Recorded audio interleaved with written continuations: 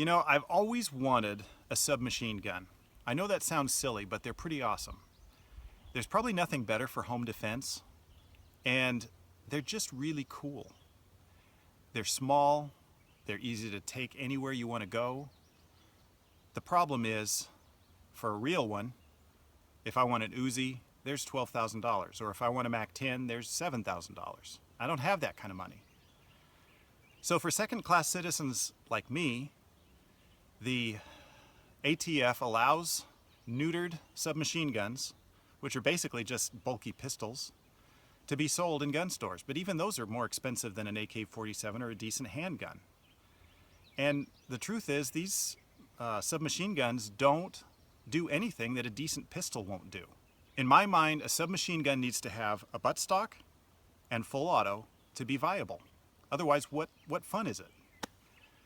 Well, I never bought a submachine gun for those reasons, until I found something at a gun store that actually really excited me. The PAK9 by Chiappa. Now, I said Chiappa for a reason. It's an Italian name, and that's the way they pronounce it. So this gun may look like an AK-47, a little pistol AK-47, and that's what I thought it was when I first saw it. But they explained, no, that's a 9mm, and it's a blowback action pistol. I got kind of interested in that, and I asked a few questions. They told me that it uses Beretta high-capacity magazines. Then I got really interested. Beretta magazines are everywhere. You can get them online. This one I got for $18, and it holds 35 rounds.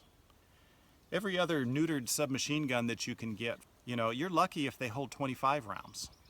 And they use proprietary magazines that are sometimes plastic and tend to break, and they're overpriced. $18, and it holds 35 rounds. And then they told me something else that I thought was really cool. They said you can get a replacement magwell that allows this gun to shoot Glock magazines, of which I have quite a few. For $20, I can buy a different magwell and pop it in this gun and shoot Glock magazines, which opens up the idea of a 50-round drum or a beta mag with a 100-round capacity. So then I got really interested. I'm still looking around for the magwell conversion for the Glock. Those are out of stock everywhere you look. I think everybody wants them. So as soon as they get enough manufactured, I'm going to be on the list to get that item. But until then, I'm perfectly happy with the Beretta mags because, you know, 35 rounds is a lot to play with. So I went ahead and made the plunge, and I got this gun. And I'm really happy I did, because it has some things about it that are superior to every other gun of this type out there. You may think that it's just a really heavy, bulky pistol, and in a sense that's true. But the truth of the matter is, it uses an AK receiver, and I'll show you later inside, this thing is absolutely built to the hilt. This is the toughest, heavy-dutiest gun I've ever seen in my life that shoots pistol rounds. Everything in here is so simple, I could take it apart or service any problem that it might have with a punch or a file. And not only that, but it has plenty of rail space for lights, lasers, and optics.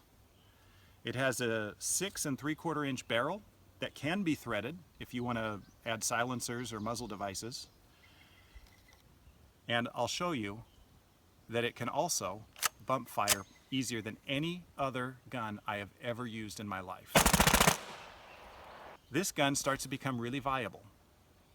And after you pay $400, $200 for the tax stamp, and a couple hundred for some kind of a folding buttstock, it's still cheaper than any other subgun of this type out there.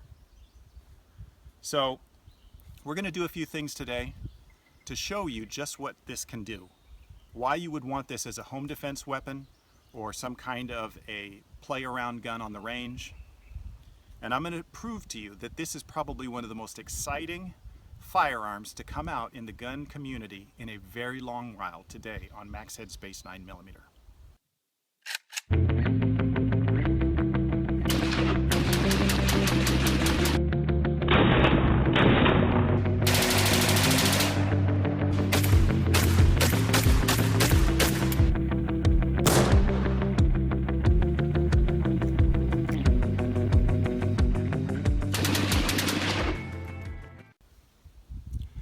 Okay, back to the AK receiver. This is part of an AK receiver. This right here on the trigger normally releases the mag. In this case, it releases the whole handguard with the mag well. If you want to change this part out for the Glock part, it's just that simple. You have to push the release in to get it by, but it comes out that way, like that. And it's just a simple piece of plastic, which is why it's so inexpensive. And so you can go back and forth between Beretta and Glock mags just that easy. And then this goes back in here, just like that. And it snaps in. So you have to get out of the habit of using this to change mags. Instead, you push this little button a lot more like a pistol mag release. What you need to know for sure, if you're going to get this gun, there are two things you absolutely have to understand about it. A lot of people have trouble with this for two reasons. One reason is you cannot insert a mag on a closed bolt. It does not work. What happens, and I learned this the hard way and nobody told me, and it's not in the information. If you look carefully at the ends of these mags, you can see that the feed lips get bent, slamming against the bottom of the bolt. This one is a magazine that I probably inserted 2 or 3 times. I forced it, and it bent those feed lips. This is a brand new magazine the way it's supposed to be. See the difference? If I use this right now, the bolt will come along, scoop up the bullet, and it'll deadhead right into the end of the feed ramp because it's not going at the right angle. I can bend this back out again, but I learned my lesson. I'm never going to load the PAK9 on a closed bolt again. The second thing you got to know for sure is that the other issue of some people have had, and they've got a lot of complaints on the internet about this, is some of the pins in the bolt walking out during use. They weren't staked in at the factory. So check all of your pins that hold the various parts in your bolt and make sure they're staked so that those pins don't come out. All mine are staked, so that was not an issue for me. And then one other thing you can do that is absolutely the best upgrade you can make on this gun. One thing I really don't like about this is how far ahead the safety is. I have to move my grip to an unnatural place to use it. That shouldn't be that way on a sub gun. It's not necessary. So here's what I did. It's just that simple. There's only 4 parts you need to remove. First you have to take the buffer out. And then you can remove your safety.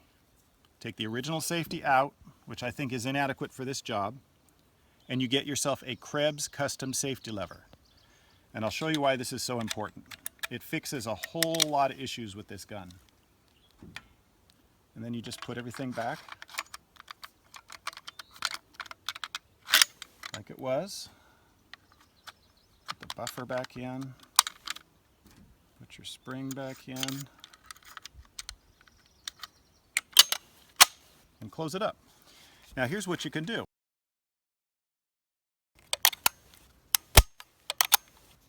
It allows you to take this and you have a bolt hold open. That's pretty cool. And then you can take your magazine, you can insert it on an open bolt, and when you're ready, you can carry it bolt open in ready position, and then if you need to use it, you're that quick. And if I pull the trigger, it'll fire. That's awesome. This is a $50 part, and you saw how fast it was to put in.